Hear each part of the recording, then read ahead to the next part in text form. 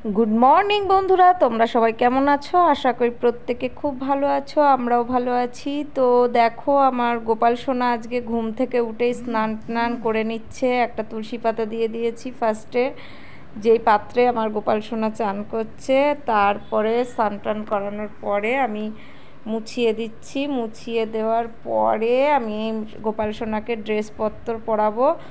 তো তোমাদের সঙ্গে এগুলো শেয়ার করছি। এই দেখো, এই জামাটা আমি এক দুই দিন আগে কিনে এনেছিলাম, মানে দুদিন হয়ে গেছে। দুদিন আগে এই ড্রেসটা কিনে এনেছিলাম।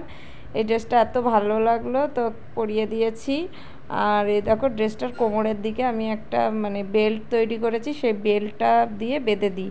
তারপরে একটা আসনের মধ্যে আমি বসিয়ে দিলাম। তারপরে গোপাল সোনার চুড়িগুলোকে আমি হাতে পরিয়ে দিচ্ছি আর গলার নেকলেস পরিয়ে দিলাম। সমস্ত সাজগোজ কমপ্লিট করে মাথায় পাগড়ি দিয়ে আমি গোপাল সোনার জায়গায় বসিয়ে দিচ্ছি সিংহাসনের ওপরে। দেখো কত সুন্দর লাগছে আমার গোপাল সোনাকে। আমার গোপাল সোনার নাম হচ্ছে মাধব। এদিকে আমার ভোগ রান্না হয়ে গেছে, লুচি সুজি আর একটু আলুর তরকারি করেছি। সমস্ত ঠাকুরকে আজকে ভোগ লাগিয়েছিলাম। সমস্ত ঠাকুরকে ভোগ নিবেদন করার পরে আমার গোপাল সোনাকে, আমার মাধব সোনাকে এবং আরও সমস্ত ঠাকুরকে আরতি করে নিলাম। আরতি করার পরে আমি আমার গোপাল সোনাকে মানে আমার মাধবকে আমার গোপাল সোনার নাম হচ্ছে মাধব, মাধবকে আমি ভোগ নিবেদন করলাম। নিজের হাতে খাইয়ে দিই প্রত্যেক দিন, প্রত্যেক মুহূর্তে, মানে যখনই ভোগ দিই তখনই নিজের হাতে গোপাল সোনাকে খাইয়ে দিই।